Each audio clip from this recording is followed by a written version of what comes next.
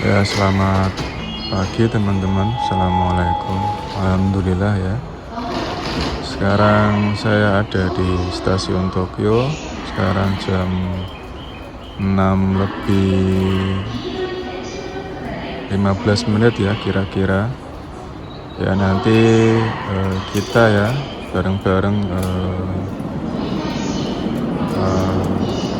merenungi ya, muhasabah diri tentang penyakit-penyakit jiwa ya, yang sangat halus ya. Saking halusnya kita nggak sadar kalau penyakit-penyakit ini masuk ya ke dalam jiwa kita.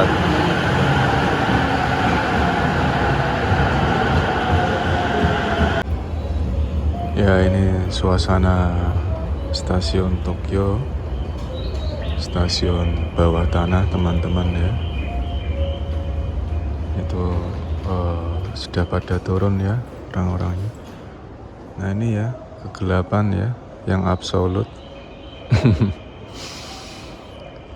Enaknya kalau di stasiun bawah tanah Tokyo itu anget teman-teman ya. Jadi kan saat ini kan suhunya ini ya sampai lihat ya 4 derajat Celcius. Jadi dingin ya teman-teman. Kalau dari Inage kan dia stasiunnya di atas ya teman-teman ya, outdoor ya. Jadi udah mana di luar, di atas lagi ya, lantai 2 ya. Jadi dingin ya, dingin sekali anginnya. Sampai lihat ya pakai jaket ini orang-orangnya tuh. Jadi dingin sekali teman-teman. Nah kalau di stasiun Tokyo ini enak ya, hangat, jadi nggak dingin. Jadi bisa berlama-lama ya di stasiun Tokyo ini.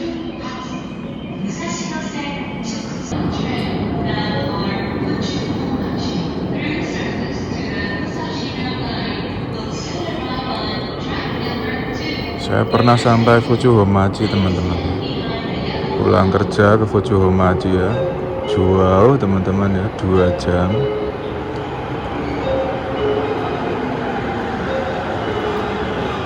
Ini saya bolak-balik Soga Tokyo ya nggak bayar ya, kan Mas Bego kan bingung ya, kok nggak bayar ya. Yang penting ngetapnya di satu stasiun ya, misalkan sampean tap masuknya di Inage ya nanti keluarnya di Inage. Jadi di satu stasiun yang sama ya, jangan yang beda. Kalau beda nanti kena cas sampean mau keliling jalan-jalan Jepang sampai ke seluruh penjuru Jepang ya gratis ya, nggak bayar.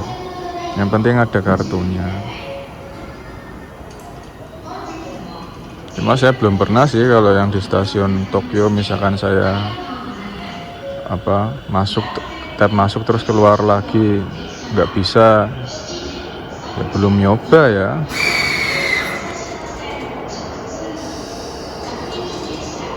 Tapi sejauh ini saya pernah PP Soga Tokyo 3 kali ya, nggak masalah kok.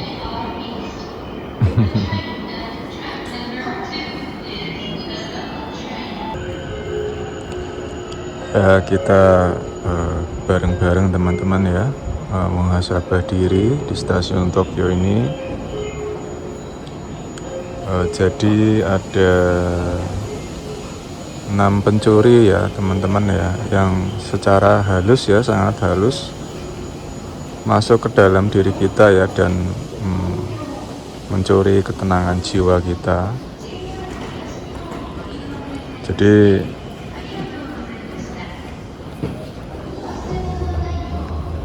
kita tanpa sadar ya, jadi ketenangan jiwa itu kita tercuri ya sama pencuri-pencuri ini ya, ada 6.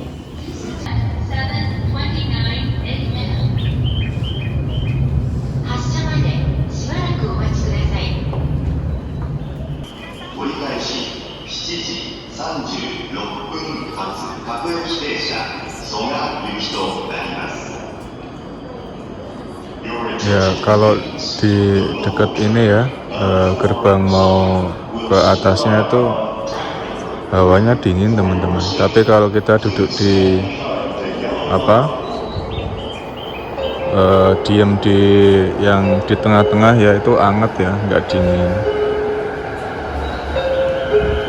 Saya mau nyari tempat yang sepi teman-teman, biar kita bisa muhasabah diri ya, bareng-bareng ya, jadi nggak terganggu orang lalu lalang, tapi Tokyo rame ya teman-teman. Mana ya, di sini aja kali ya. Di sini buat orang ngantri juga ya. Orang pada lari-larian teman-teman. Ya ini saya sedang mencari lokasi yang sunyi, yang sepi ya. Nah, ini semakin menjauh dari gerbang tadi yang ke atas ya teman-teman, tuh semakin hangat ya. Jadi kan kalau sampean ke atas kan udara luar itu kan masuk ya. Nah itu terasa dingin ya. 4 derajat soalnya. Di mana ya? Sini ramai juga.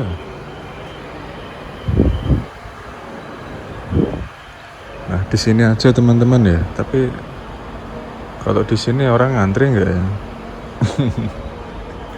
Malah bingung nyari lokasi ya, di mana. Duh.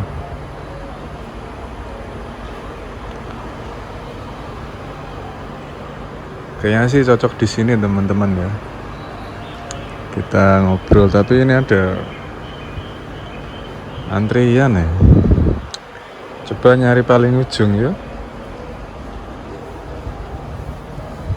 Paling ujung di mana ya?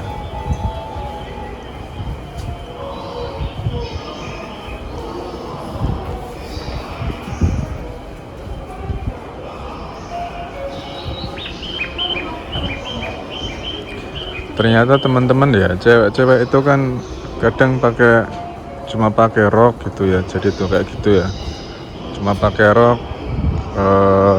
sama pakai sepatu hak tinggi, udah gitu aja ya. Itu kan pahanya terbuka ya.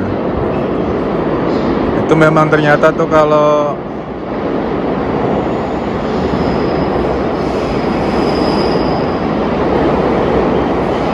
memang kalau di kaki ya, kalau sampean kaki itu nggak begitu dingin ya, nggak begitu dingin. Tapi di sini gerbang ya teman-teman ya. Kalau gerbang dingin ya. Nah ini udah paling ujung ya. Nah di sini kayaknya aman teman-teman, sepi ya. Kita muhasabah diri di sini aja ya. Nah, ini udah paling ujung ya. Jadi kalau di Jepang cewek-cewek cuman pakai sepatu, cuman pakai rok ya, paha kakinya terbuka, itu dia nggak kedinginan karena memang kalau kaki itu nggak begitu dingin teman-teman ya. Yang dingin tuh di tangan. Orang saya aja pakai sendal jepit ya, kaki itu ya dingin, cuman nggak begitu dingin, jadi masih bisa ditahan. Beda kalau di badan itu ya harus pakai baju berlapis-lapis ya, terus tangan ya, leher sama ini ya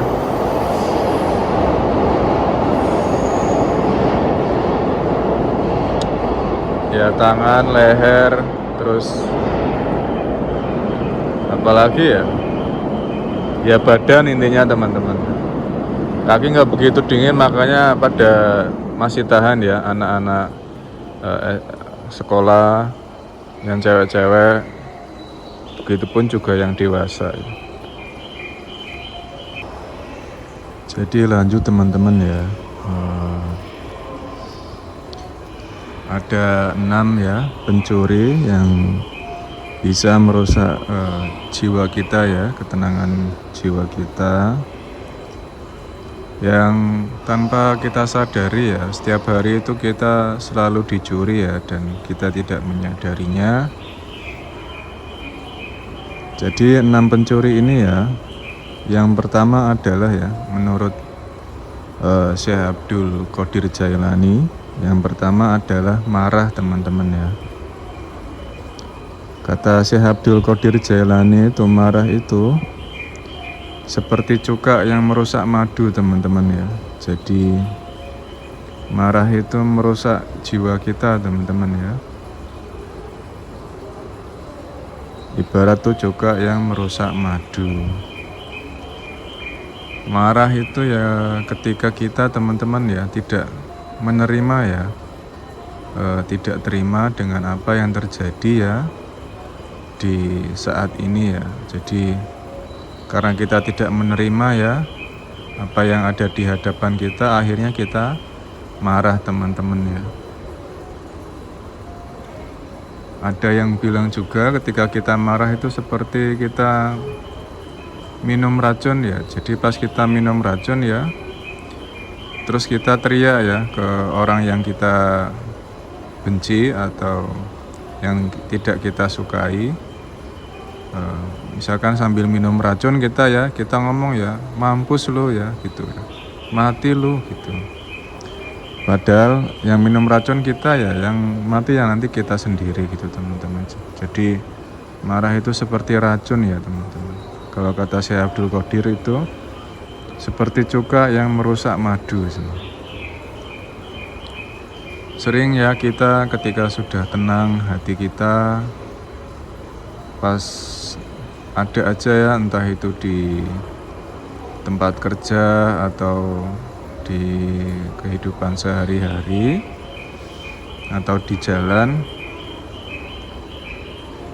kita sudah dalam mode tenang ini teman-teman ya, sudah tenang. Tahu-tahu ada orang ya, entah itu atasan atau kan rekan kerja ya, yang memang orangnya itu udah di mode amarah teman-teman ya. Jadi itu sukanya marah-marah ya atau teriak-teriak. Nah, sampean sudah mode tenang nih. Nah, ketika ada misalkan atasan yang marah-marah ke sampean ya, dia kan memang sedang mode marah-marah ya gitu.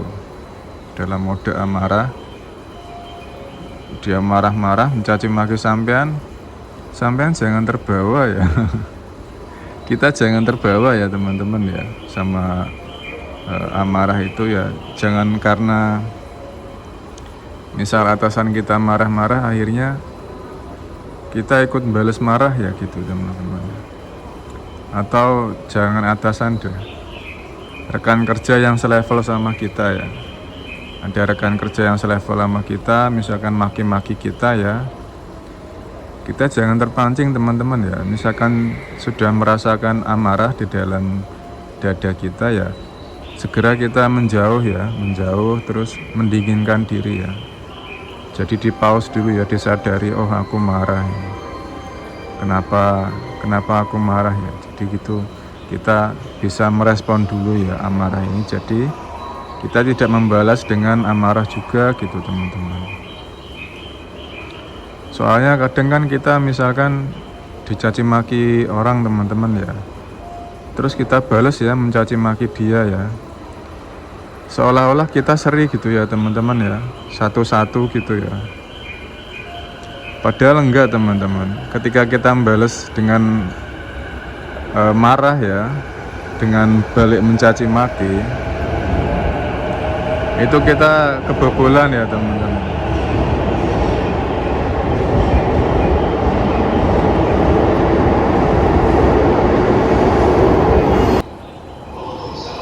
Jadi ketika kita membalas marah ya kepada orang yang mencaci maki kita, itu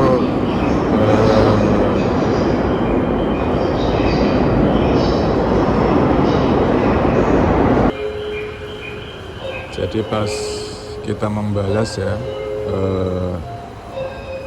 balik marah ke orang lain, itu kita yang kebobolan 2-0 teman-teman ya. Bukannya kita seri ya. Kenapa? Karena ketika kita marah ya itu ya kebobolan yang pertama ya. Jadi orang yang marah itu senang ya karena kita sudah terpancing ya. Itu yang pertama ya. Kebobolan yang kedua adalah ketika kita marah. Nah, amarah itu ya merusak jiwa kita ya. Yang awalnya kita tenang jadi akhirnya kita marah ya, jadi nggak tenang. Dan ya seperti kita minum racun ya teman-teman ya, akhirnya jiwa kita tercuri ya sama pencuri ini ya, amarah ini ya. Jadi amarah ini pencuri yang pertama ya teman-teman ya, yang tanpa kita sadari ya selalu masuk ya ke dalam diri kita teman-teman ya. Halus ya. Bahkan ada seorang filsuf ya yang ketika ayahnya sudah sakaratul maut, ayahnya berpesan ya kepada filsuf ini pada saat filsuf ini masih muda ya, ayahnya berpesan untuk, pesannya cuma satu ya,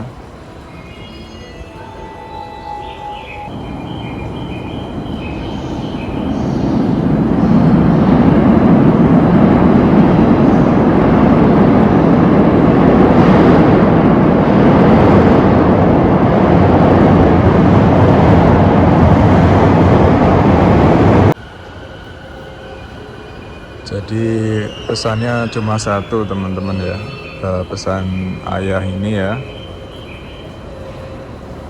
pesannya kepada filsuf yang muda ini saat marah, tahan dulu selama seminggu ya, baru ketika sudah seminggu dilampiaskan ya. Ternyata pas diperhatikan ya sudah ditahan seminggu ya udah marahnya hilang ya, nggak muncul lagi. Jadi sang ayah ini hanya ingin ya anaknya tuh sebelum melampiaskan amarahnya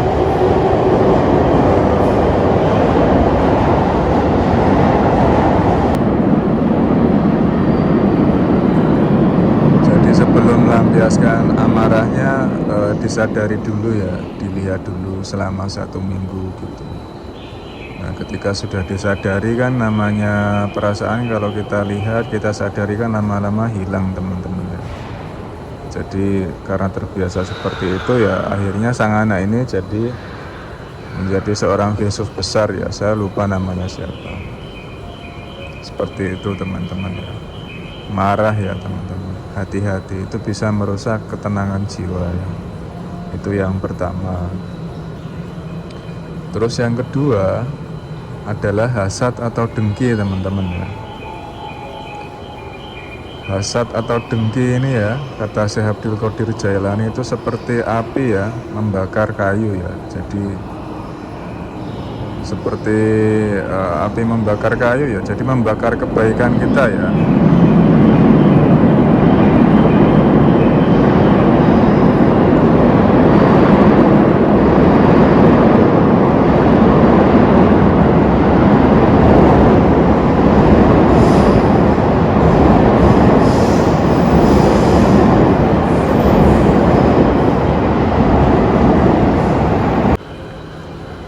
Dengki itu ya bisa menghanguskan ya, atau membakar kebaikan-kebaikan kita teman-teman ya. Ya dengki itu ya kita tidak suka ya jika ada orang yang kita benci itu senang ya, atau kita itu susah ya lihat orang lain senang, terus senang lihat orang lain susah ya, itu dengki ya teman-teman. Iri hati. Hati-hati ya, karena ini sering kali ya masuk tanpa sadar ya ke dalam diri kita, mencuri ketenangan hati jiwa kita ya teman-teman ya. Kita kan suka ya melihat misalkan orang lain sukses ya,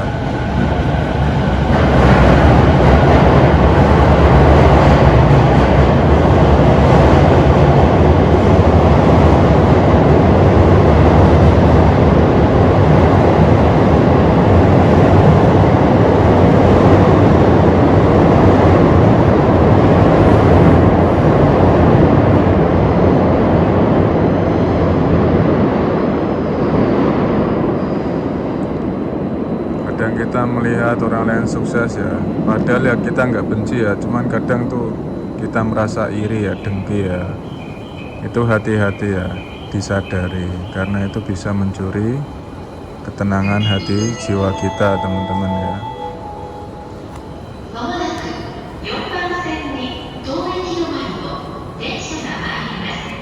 Nah, yang nomor 3 adalah pencuri yang nomor 3 ini ya, yang paling sering ya kita itu melakukannya ya tanpa sadar, dan ini sangat merusak, teman-teman ya, merusak jiwa.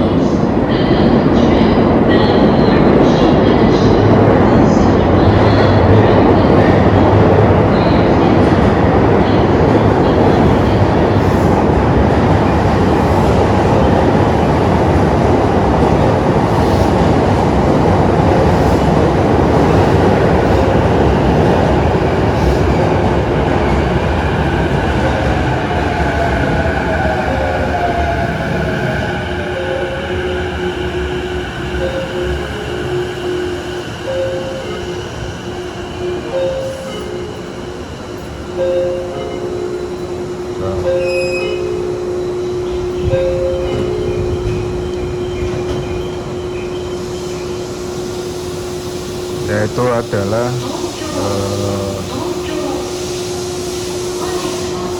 gibah, teman-teman ya, atau gosip ya. Jadi karena kita sering tanpa sadar menggibah ya, atau menggosip,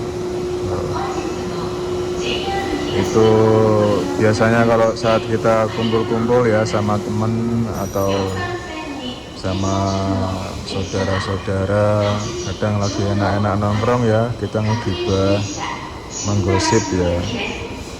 Nah, gibah atau gosip ini ya, kata Syekh Abdul Qadir Jailani ya, itu jauh ya lebih buruk dari zina, teman-teman. Dosanya ya, kata Syekh Abdul Qadir Jailani. Jadi gibah itu jauh lebih buruk dari zina, karena kalau kita renungkan ya, itu bahayanya besar ya, karena gosip-gosip ini ya, atau gibah-gibah ini selain merusak yang orang yang menggosip ini, yang bergosip ini ya, juga bisa merusak orang yang digosipin ya. Terus bisa efeknya meluas ke seluruh banyak orang ya kan. Namanya gosip kan pasti ngomongnya sama orang lain.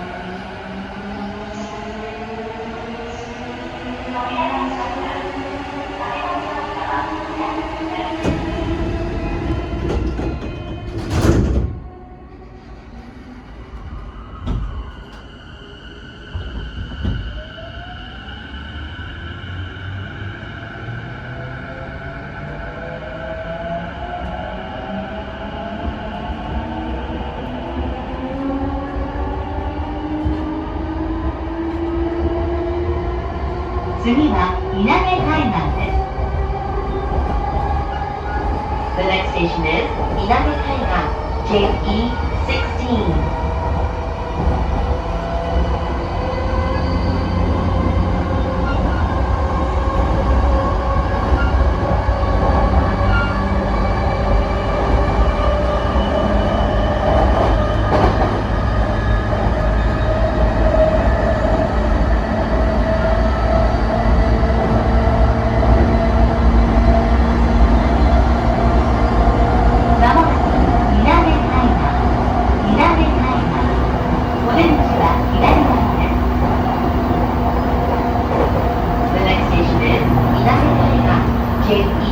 16. The doors on the left side will open.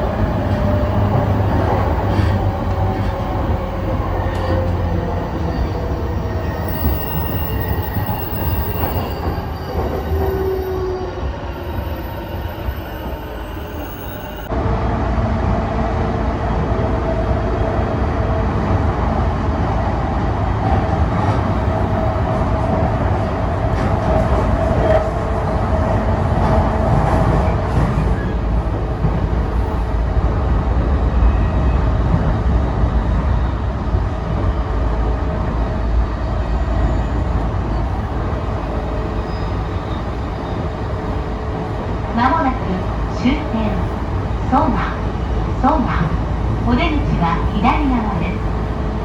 お客様にお願いします。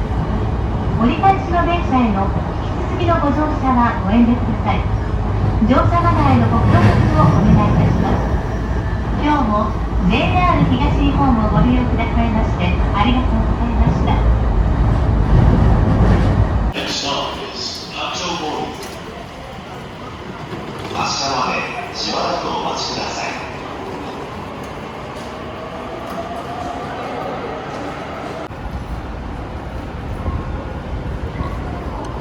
Saya sudah sampai di stasiun Minami Funabashi ya, dari Tokyo. Sekarang saya mau ke Makuhari Toyosuna.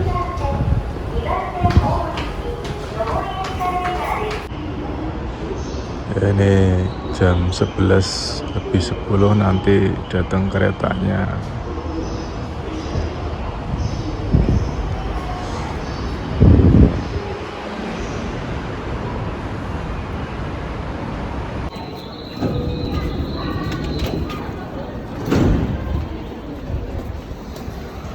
Ini sudah sampai di Makuhari Toyosuna. Saya mau menghangatkan diri di Mall Aeon teman-teman, sambil meneruskan tadi kita sudah sampai mana ngomongnya, mau jalan-jalan gimana.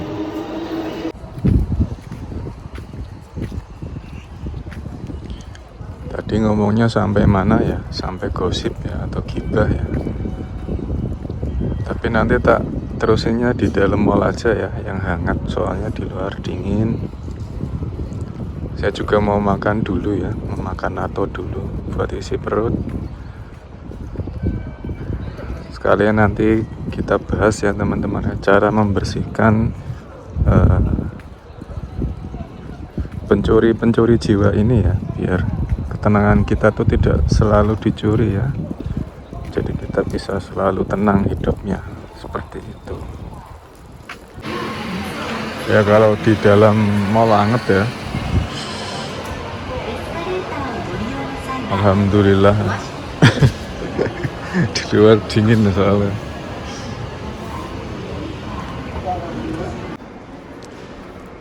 Ya teman-teman, lanjut ya. Tadi kan sampai gibah ya atau gosip ya. Jadi ibarat kita kalau misalkan main ke Tokyo, terus kita mampir ke Kabukicho teman-teman ya. Kita berzina di sana. Itu dosanya masih lebih buruk gibah ya atau gosip daripada dosa kita berzina ya di Kabukicho. Kurang lebih seperti itu teman-teman ya. Karena efek buruk gosip itu sungguh besar teman-teman ya, kalau sudah menyebar di kampung-kampung ya. Biasanya kan ibu-ibu di warung-warung ya suka bergosip. Itu bisa menyebar ya lebih cepat dari sinyal 5G ya. Saking cepatnya udah nyebar kemana-mana teman-teman ya.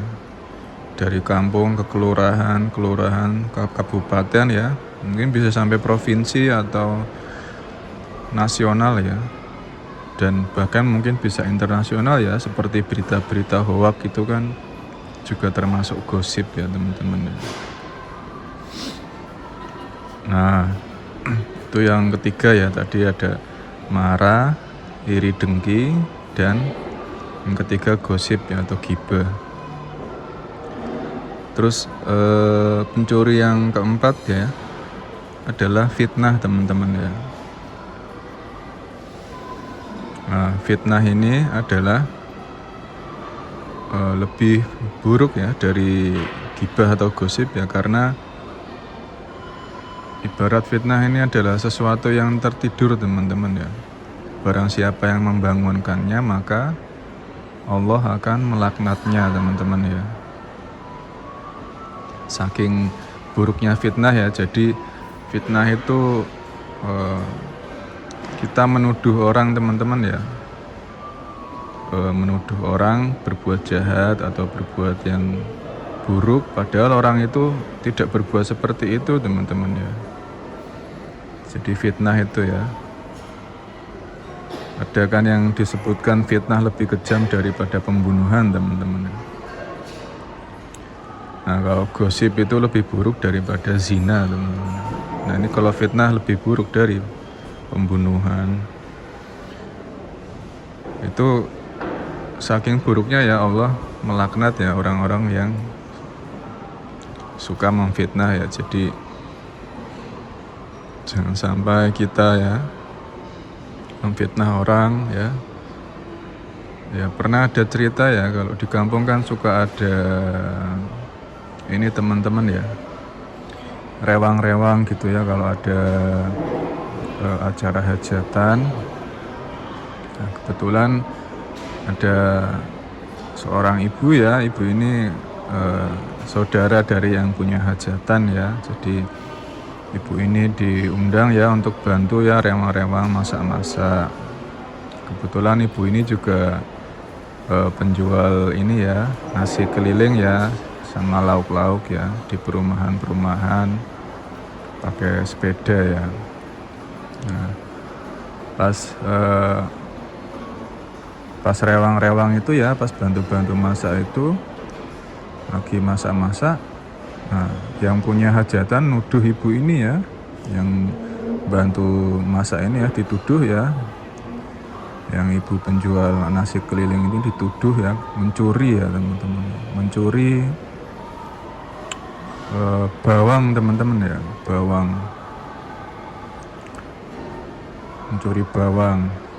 Nah padahal ibu ini tidak mencuri ya teman-teman ya, sampai ibu ini menangis ya, karena ibu ini tidak mencuri tapi dituduh mencuri ya, difitnah mencuri.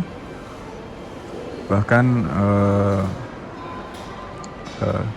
yang punya hajat ini ya, sama ada saudaranya satu lagi ya, berkolaborasi ya, bareng-bareng nuduh ibu ini ya, yang penjual nasi keliling mencuri bawang merah. Nah dengan kata-kata yang tidak enak ya keluar dari mulut mereka, menuduh ya dengan kata-kata yang tidak enak, sampai si ibu ini menangis ya, yang penjual nasi keliling ini. Tidak lama kemudian ternyata bawang merahnya ada di lemari teman-teman. Bayangin itu gimana coba. Enggak dicari dulu tapi langsung nuduh, fitnah itu kan ya bahaya teman-teman ya kalau gitu kan ya. Jadi orang yang tidak bersalah jadi ini ya, jadi tersakiti teman-teman ya, sampai menangis itu kan ya nggak baik kan teman-teman ya, menyakiti hati seseorang. Dan ibu penjual nasi keliling itu adalah ibu saya sendiri ya.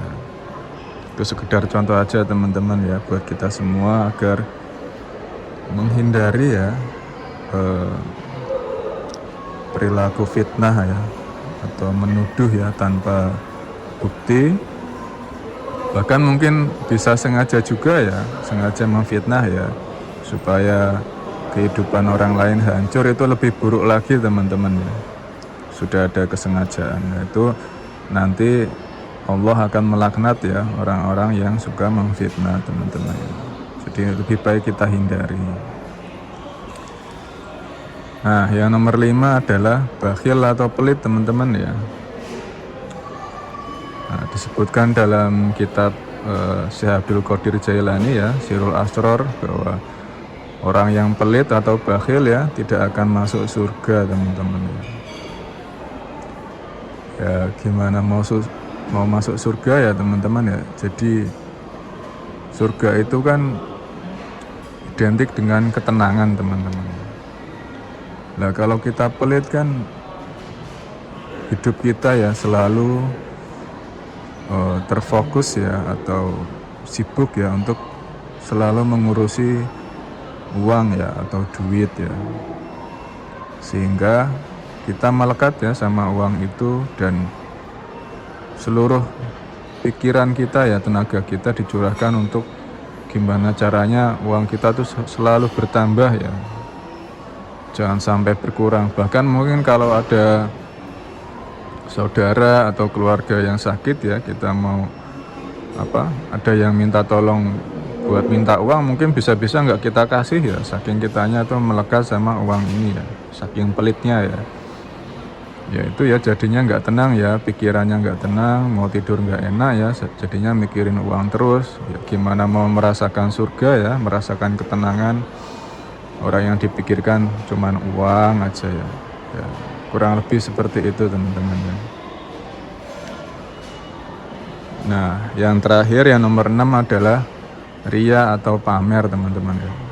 Pamer terhadap apapun itu ya, entah itu pencapaian, pamer kebaikan, pamer kedudukan, jabatan, pamer harta benda, pamer segala hal ya yang ada di dunia ini, yang di luar diri kita, dengan harapan orang-orang bisa mengakui kita ya sebagai orang yang wah gitu ya, orang yang hebat, yang lebih tinggi ya dari orang lain gitu ya. Jadi ada 6 ya, pencuri ketenangan jiwa dalam diri kita ya, yang halus sekali ya, bahkan kita tidak sadar ya setiap hari melakukannya.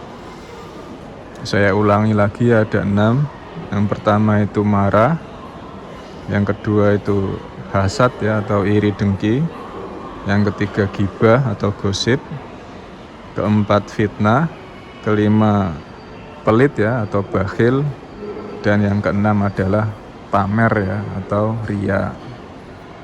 Nah, itu kan dari Syekh Abdul Qadir Jailani ya dalam kitabnya Sirul Asror.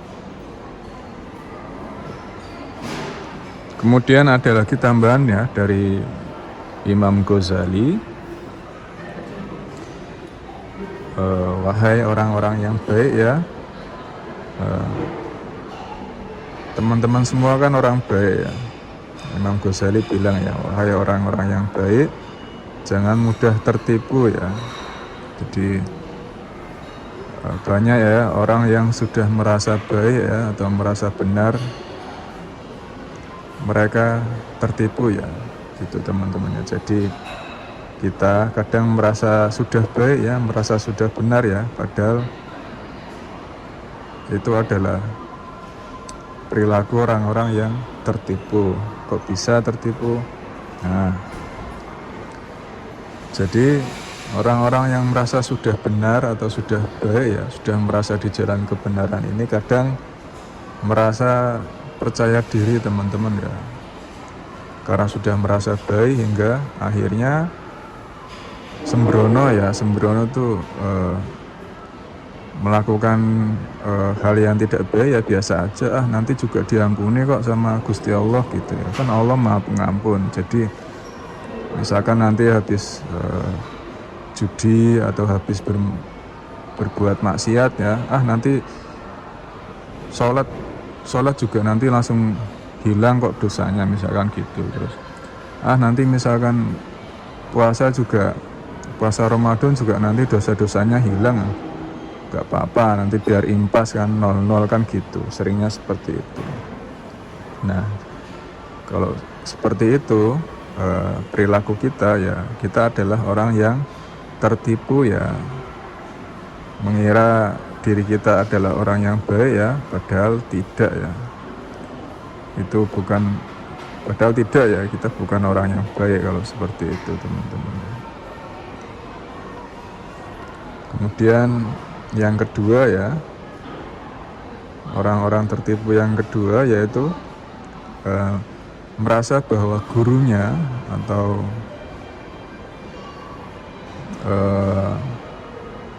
guru atau orang tuanya ya sudah hebat sehingga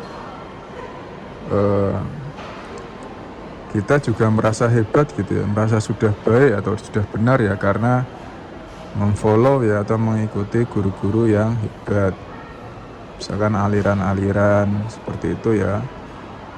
Merasa kita sudah masuk aliran itu terus kita merasa sudah hebat ya, sudah merasa kita adalah penghuni calon surga gitu.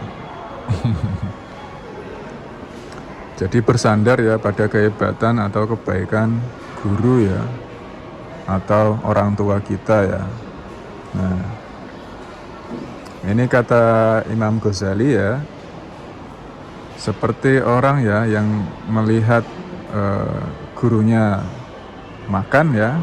Jadi kita melihat guru kita makan ya, lalu kita merasa kenyang gitu. Jadi berharap kenyang ya dengan melihat guru kita makan ya, padahal yang makan guru kita bukan kita gitu teman-teman. Jadi ilusi ya. Jadi kita nggak bisa bersandar ya pada kehebatan guru atau orang tua gitu ya. Ya tetap kita harus mengikuti ya, mempraktekkan ya apa yang diajarkan oleh, apa yang dilakukan sama ya seperti guru atau orang tua kita yang hebat itu. Jadi mungkin orang tuanya ada yang haji atau ustadz ya, terus kita dengan bangganya ya, wong tua aku anu kok ustadz kok, ya aku mesti ya wis apik ya, ya baik dari mana ya. Kalau gitu ya kita termasuk orang-orang yang tertipu ya. Selama kita tidak melakukan hal yang juga dilakukan oleh orang tua dan guru itu ya percuma ya, kita juga tidak akan bisa merasakan apa yang dirasakan oleh guru atau orang tua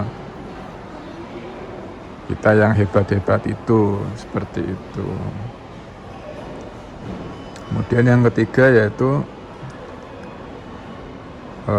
orang-orang yang tertipu ini ya, yang sudah merasa baik itu ya, merasa amal baiknya itu lebih banyak ya daripada amal buruknya.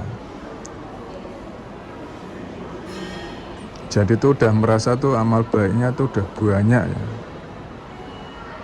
Ibarat tuh kalau kata Imam Ghazali ya, misalkan kita nimbang ya, timbangan kan ada sebelah kiri dan kanan ya. Nah, yang kiri itu kita taruh uang 10 dirham ya, yang kanan kita taruh uang 1000 dirham. Terus kita berharap timbangannya itu lebih berat yang 10 dirham ya, condong gitu ya. Jadi yang 1000 dirham ke atas, 10 dirhamnya ke bawah ya, lebih berat 10 dirham ya. Itu kata Imam Ghazali adalah kebodohan yang luar biasa gitu ya. Daripada kita merasa amal baik kita banyak, mending kita merasa amal baik kita kurang gitu. Jadi teman-teman ya, kita selalu berbuat baik ya, tidak bosan. Karena kalau kita sudah merasa amal baik kita banyak ya, nanti akhirnya males-malesan ya untuk berbuat baik teman-teman ya. Karena sudah merasa amal baiknya sudah banyak, akhirnya ya udah nyantai-nyantai gitu ya teman-teman ya. Tidak lagi berbuat baik ya, malas-malasan karena sudah merasa amal baiknya sudah banyak kok. Nah itu orang tertipu yang nomor 3 teman-teman. Dan yang nomor 4 adalah, jadi orang yang tertipu nomor 4 adalah orang yang menghitung amal baiknya saja. Jadi yang dihitung tuh amal baiknya aja teman-teman ya. Misalkan sedekah ya, wah aku sedekah dihitung-hitung terus gitu ya. wah aku habis sholat, hitung-hitung terus udah sholat, wah aku udah puasa gitu. Pokoknya yang baik-baik aja yang dihitung, yang buruk-buruknya yang mencaci maki orang, yang marah-marahin orang, yang suka iri dengki, itu nggak pernah dihitung ya. Nah, ini juga termasuk teman-teman ya ke dalam orang-orang yang tertipu. Jadi kita sudah merasa baik ya, padahal belum ya, gitu teman-teman ya. Kita sudah merasa benar, padahal ternyata belum ya teman-teman. Hati-hati teman-teman ya, jangan sampai menjadi orang yang tertipu ya. Nanti yang dirugikan kita sendiri ya teman-teman. Nah, lalu bagaimana ya caranya untuk membersihkan pencuri-pencuri ini teman-teman ya, pencuri-pencuri ketenangan jiwa ini?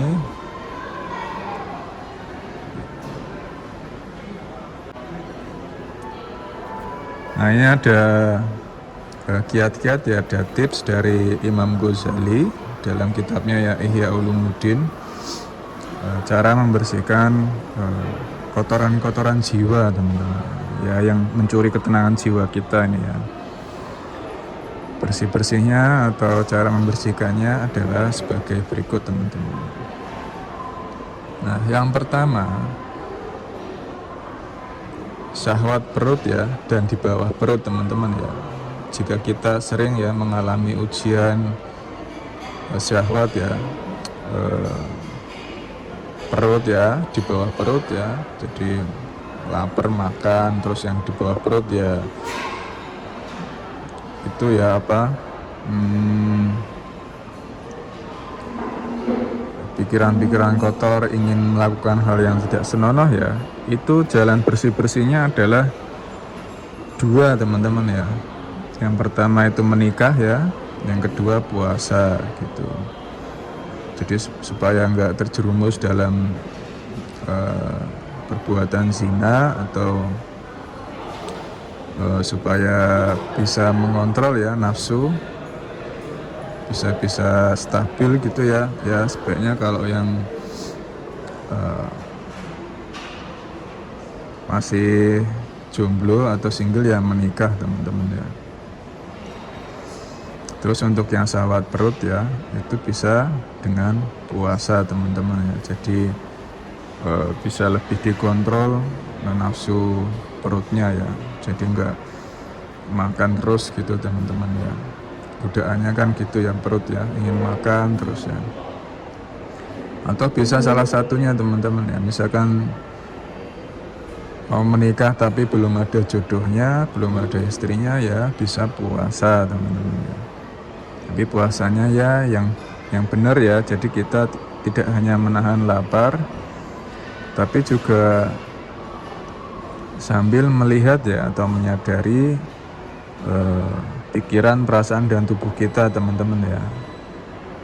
Ketika pikiran ngoceh ya, perasaan juga ngoceh, tubuh juga ngoceh, nah itu kita sadari ya, kita amati seperti itu. Jadi ketika misalkan pas lapar kan pikiran ngoceh, ayo mangan wae, mangan dibatalke wae, gak usah puasa-puasaan. Nah sampean lihat, sadari ya, sabar, nanti ada waktunya buka. Jadi nanti lama-lama pikiran hilang sendiri ya, menep ya. Nanti dia muncul lagi ya, nanti sampean sadari lagi seperti itu ya. Jadi ketika kita bisa menyadari langsung ya, melihat langsung pikiran kita sendiri, nanti pikiran yang buruk itu akan menep ya, atau dia akan mereda gitu teman-teman. Jadi nggak ada yang abadi ya teman-teman. Akhirnya kita bisa stabil ya, tenang ya, nggak terombang-ambing sama nafsu kita sendiri ya, terutama yang urusan perut dan yang bawah perut teman-teman ya. Nah kalau kita yang di Jepang ya, yang sudah menikah, istri di Indonesia ya, bisa dengan puasa teman-teman ya, puasa ya, bisa sampean puasa Senin Kemis, atau puasa Ayamul Bid ya, puasa apa aja teman-teman ya, atau puasa Daud ya, bisa di sini ya. Ya semampunya teman-teman ya. Kemudian dua ya, yang kotoran lisan teman-teman ya, mulut ya. Itu jalan bersih-bersihnya ada 4 teman-teman ya. Kalau perut sama bawah perut kan 2 ya, puasa menikah. Nah kalau mulut ini ada 4 ya. Saking bahayanya mulut teman-teman ya, sampai-sampai sama Imam Ghazali diberikan 4 ya jalan untuk membersihkan kotoran-kotoran ini ya, lisan ya. Yang pertama itu ya tafakur teman-teman ya. Kedua itu zikir. Ketiga itu muhasabah, muqarabah, mujahadah atau introspeksi diri ya, merenung ya. Dan yang keempat adalah ingat mati ya teman-teman ya. Ya. Lisan ini kan kaitannya ya seperti gosip, ghibah, fitnah ya. Supaya kita enggak terjerumus dalam perbuatan gosip atau fitnah ya. Yang dosanya lebih buruk dari berzina dan membunuh. Ya kita coba ya solusi dari Imam Ghazali. Yang pertama tafakur ya. Tafakur itu sibuk dengan Allah ya, sibuk dengan kebesaran Allah. Jadi ketika kita menjalani aktivitas sehari-hari, yang kita apa-apa yang kita lihat rasakan selalu mengingatkan kita kepada Allah ya. Jadi wah, cuaca hari ini alhamdulillah ya baik, alhamdulillah saya masih sehat, alhamdulillah saya masih beraktivitas dengan baik. Jadi selalu berterima kasih ya sama Allah akan nikmat yang diberikan dan kebesaran-kebesarannya ya. Misalkan alhamdulillah ya pemandangannya bagus gitu ya di sini di Jepang, udaranya sejuk ya, seperti itu ya. Jadi setiap segala aktivitas kita selalu kita sibukkan ya dengan mengingat Allah ya, bertafakur ya. Zikir itu ya, dari zikir itu kan kita menyebut ya seperti tadi alhamdulillah, Allahu Akbar ya, subhanallah, seperti itu.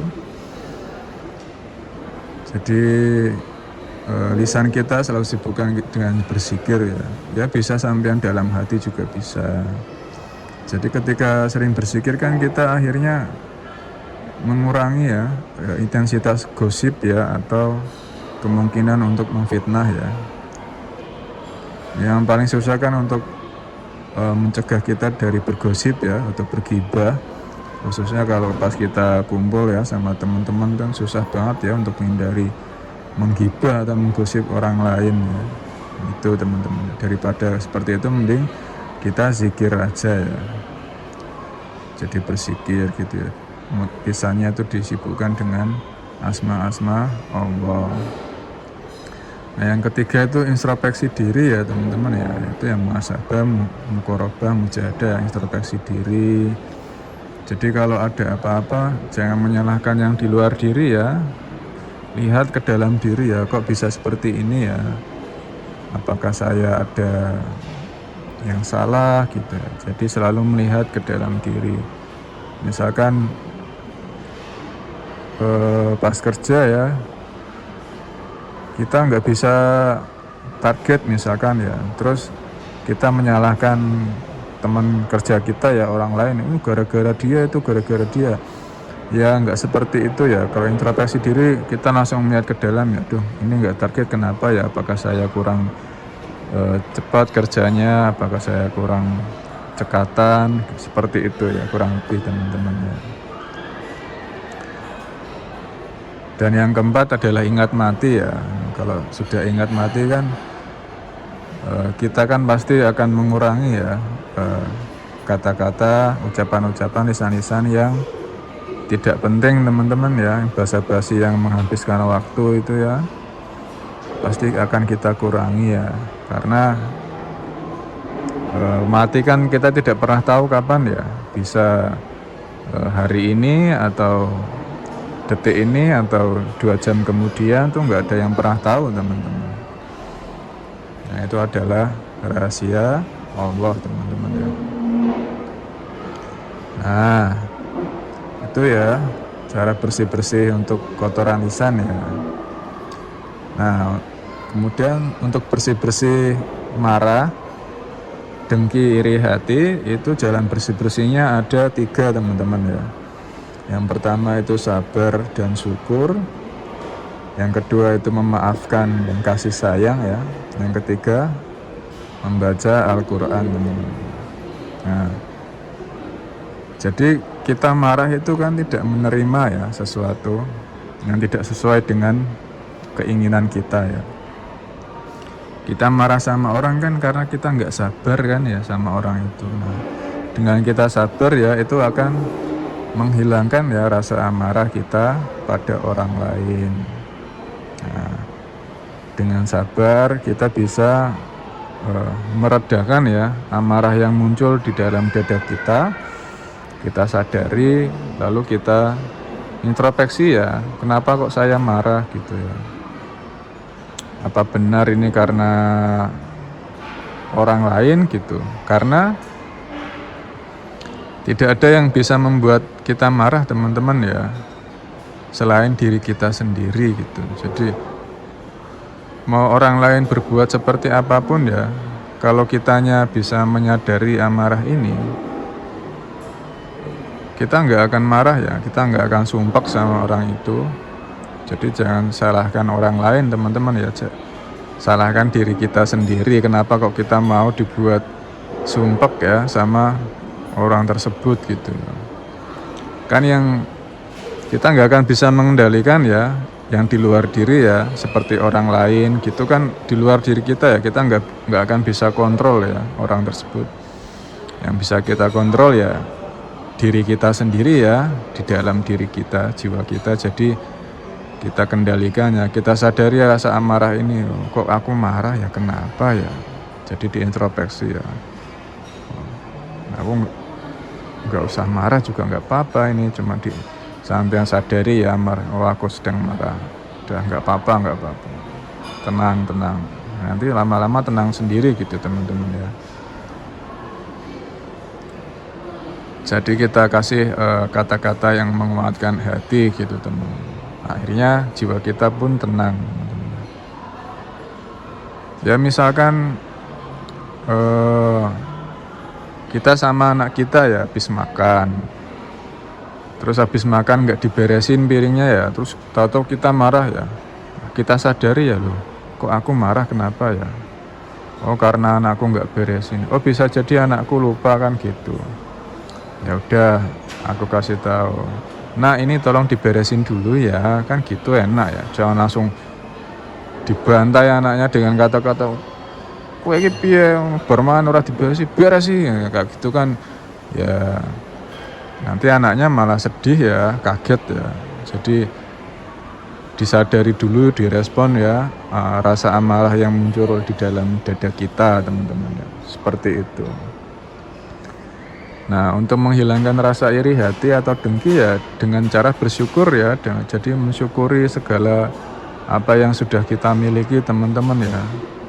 Nah, ketika kita sudah bersyukur kan kita nggak akan iri ya atau dengki ya dengan milik orang lain ya, yang menurut kita ya lebih banyak dari kita gitu.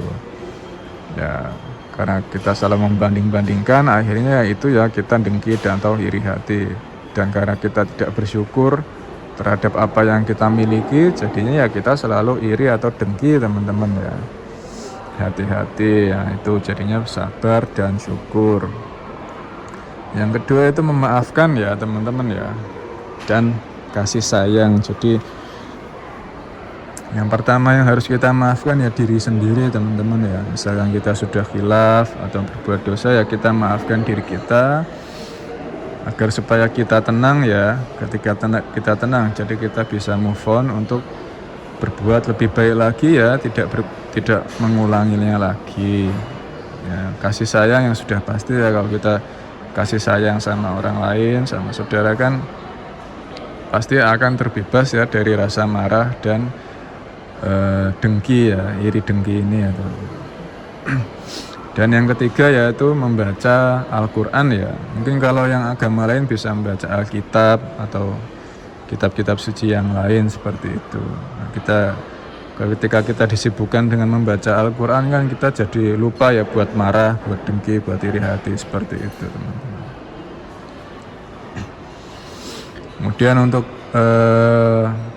kotoran yang nomor 3 ya, yang nomor 4 ya, cinta dunia ya. Jadi cinta dunia ya cinta harta, kedudukan, jabatan itu ya. Nah untuk cinta dunia itu obatnya ada 3 teman-teman ya, bersih-bersihnya ya, ingat mati, taubat, dan zuhud ya. Kalau kita ingat mati kan kita udah nggak mengurangi intensitas kemelekatan kita ya pada dunia ini teman-teman ya. Kemudian 2 tobat ya, jadi menyadari bahwa sebelumnya kita salah, kita sadari ya, kita maafkan diri kita, terus kita bertobat ya, move on ya, untuk lebih baik lagi ya, untuk tidak mengulanginya lagi. Terus zuhud itu tidak cinta pada dunia teman-teman, zuhud. Karena dengan ingat mati akhirnya kita tidak cinta dunia dan akhirnya kita bisa zuhud ya. Itu istilah dalam tasawuf. Kemudian yang nomor 5 ya, cinta harta atau kikir ya, bakhil atau pelit ini teman-teman ya. Cara bersih-bersihnya atau mengobatinya itu ada 2 ya. Yang pertama ya zakat, infak sedekah. Yang kedua zuhud ya. Ya, orang kalau sudah bisa zakat, sedekah ya, itu ya berarti dia sudah tidak kikir ya masuknya ya. Soalnya kalau orang kikir kan pasti susah ya buat bersedekah, buat zakat, atau buat memberi ke sanak saudara, keluarga, itu pasti susah teman-teman ya. Pasti dihitung-hitung ya, diirit-irit ya, dikasih ke keluarga pasti sedikit gitu ya. Yang penting kitanya tuh bisa merasakan banyak dulu baru dikasih ke orang lain, atau bahkan bisa-bisa sama kita uangnya ya dikumpulin terus ya, nggak dikasih-kasih ke orang lain ya, dinikmatin sendiri ya. Itu berarti kita termasuk dalam orang yang cinta harta atau kikir ya. Ya obatnya 2 itu ya, zakat, infak sedekah. Yang kedua zuhud ya. Zuhud itu tidak cinta pada dunia dengan cara sering ingat mati teman-teman. Kemudian selanjutnya ya, untuk penyakit ria ya, atau pamer, cinta kedudukan atau jabatan ya. Biasanya kalau orang yang sudah sukses itu kan pencuri yang paling sering masuk ke dalam dirinya ya ini ya, ria atau pamer ya. Jadi nanti misalkan ada momen yang penting tuh terus dipamer-pamerkan gitu ya. Misalkan sampean foto ya, fotonya keren nih, dipamer-pamerin. Terus misalkan sampean sudah sukses ya dalam mencapai sesuatu ya, sampean pamer-pamerin ya di medsos, atau pas saat ketemu sama teman yang ngobrol ya, wah aku iki lho wis ngene, wis iso ngene, seperti itu teman. Status juga ya, wah aku wis dadi iki lho ning kene, kedudukanku wis, jabatanku wis ngene. Itu masuknya dalam pamer teman-teman ya. Nah, untuk membersihkan ria atau pamer ya dalam diri kita, itu jalannya adalah uzlah teman-teman ya. Uzlah atau menjauh ya, menarik diri dari kumpulan circle kita ya. Misalkan kita ada sering kumpul sama teman-teman kerja atau teman sekolah gitu ya. Nah, kita menarik diri sebentar ya, menjauh sebentar, supaya ria atau pamer ini enggak muncul ya, enggak memasuki diri kita. Biasanya kan orang pamer itu kan ingin lebih tinggi ya dari orang lain ya, ingin menjadi orang yang lebih baik ya dari orang lain ya. Makanya ketika kumpul sama teman-teman tuh peluang untuk pamernya lebih besar ya. Nah, kalau sampean sudah menarik diri ya, menjauh, kalau sampean sendiri kan sampean udah nggak bisa pamer kan, mau pamer sama siapa? Masa pamer sama diri sendiri. Sama halnya dengan gosip ya, sampean kalau sudah uzlah atau menjauh ya, menarik diri sebentar, itu kan sampean udah nggak bisa gosip lagi ya. Sampean mau gosip sama siapa, orang sampean sendirian gitu. Kalau kita sudah sendiri kan kita minimal kita terbebas ya dari dosa kemasyarakatan ya, dosa gosip, dosa ghibah, dosa fitnah itu kan dosa kemasyarakatan ya. Minimal kita terbebas dari itu ya, dosa pamer, dosa ria. Jadi lebih aman nih teman-teman ya. Nah, ketika kita sendiri kita coba ya menyadari diri, mengenali diri. Sebenarnya siapa saya kan seperti itu teman-teman. Sebenarnya apa sih yang ingin saya tuju ya dalam hidup ini, seperti itu teman-teman. Nah, yang terakhir ya penyakit takabur ya, sombong ya, atau ujub ya, membangga-banggakan diri ya. Itu obatnya ada 3 teman-teman. Tauhid, tafakur, dan sholat ya.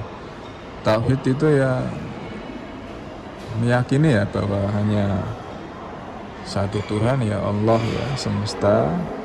Tafakur ya muhasabah diri teman-teman ya, introspeksi diri. Dan yang ketiga ya sholat ya. Tapi ada kok mas itu yang udah sholat tapi masih sombong ya, berarti sholatnya belum benar teman-teman ya. Berarti sholatnya masih belum benar. Nah, kita kalau sholat ya sebisa mungkin menyadari setiap gerakannya ya, khusyuk ya. Jadi jangan kita ketika sudah sholat ya malah pikirannya kemana-mana ya, tidak hadir di momen saat ini sekarang ya, di sini ya. Pas sholat ya kita hadir ya, menyadari gerakan tangan kita pas takbiratul ihram, terus pas sujud. Kenapa sholat ini bisa menghilangkan ya penyakit atau pencuri ya ketenangan hati kita, yaitu sombong atau takabur ya, ujub, itu bisa hilang karena ketika kita sholat ya, kita sujud itu kan kepala kita kan menyentuh bawah ya, bumi ya. Itu kan kepala kita simbol harga diri teman-teman. Nah, ketika kita bersujud ya, menaruh kepala kita, meletakkan kehormatan kita ya di bawah ya, itu kan kita namanya merendah ya, humble ya. Jadi salat itu menurunkan ego kita teman-teman ya. Sombong itu kan terkait dengan ego ya, harga diri. Nah, ketika kita bisa menurunkan ego kita bisa terbebas dari penyakit sombong teman-teman ya. Bahwa segala sesuatu ya bukan karena kita sendiri ya, itu semua karena gerak Allah ya, gerak Tuhan, gerak semesta ya. Ya kan, tubuh, pikiran dan perasaan kita kan bukan dari kita ya. Dari mana teman-teman? Dari Allah ya. Makanya sholat itu ya untuk menurunkan ya, yang awalnya kita tinggi tegak gini ya, harga dirinya, kehormatannya langsung sujud gini kan, jadi menurunkan ya, merendahkan ego kita supaya kita selalu humble ya, bahwa segala sesuatu itu bukan karena kita semata ya, sendiri semata ya, ada pertolongan dari Allah. Nah, yang kedua itu saat kita sujud kan kita menyentuh bumi teman-teman ya. Bumi itu kan ibu pertiwi ya. Nah, kita jadi berdekatan ya dengan ibu pertiwi kita ya. Situ kan kita saat sujud kan merasa tenang hati kita. Akhirnya kita juga bisa terbebas dari rasa sombong ya teman-teman. Seperti itu. Bumi kan sudah baik ya terhadap kita, memberikan segala macam ya kenikmatan ya. Ini ya, tanah yang indah, bangunan-bangunan yang indah ya, kita bisa hidup nyaman kan ya, kasih sayang dari bumi juga kan, seperti itu. Ibu pertiwi ya, ibu kita semua. Jadi saat sujud itu terasa kita sedang memeluk ya ibu kita sendiri, seperti itu teman-teman. Ya itu ya teman-teman ya, 6 ya, pencuri ketenangan jiwa kita teman-teman ya. Kita introspeksi ya, apakah masih ada ya pencuri-pencuri ini di dalam jiwa kita. Kita jujur ya sama diri kita sendiri. Kalau masih ada ya kita segera bertobat teman-teman ya, segera memaafkan diri kita, oh ya maafkan, sadari dulu ya, lalu kita maafkan, sadari bahwa kita sudah salah, lalu kita move on ya, berubah untuk tidak mengulanginya lagi ya, untuk lebih baik lagi ya. Kembali lagi ya untuk diri kita sendiri teman-teman ya, soalnya kalau kita tidak tenang ya, masih ada pencuri-pencuri itu ya, kita tidak akan pernah bisa merasakan surga ya, atau ketenangan ya di momen sekarang ya, saat ini di sini ya, kurang lebih seperti itu teman-teman ya. Semoga video ini bermanfaat ya, semoga teman-teman sekeluarga selalu sehat, bahagia, damai selalu, hidupnya adem, ayem, tentrem, gemah ripalo jinawi, amin.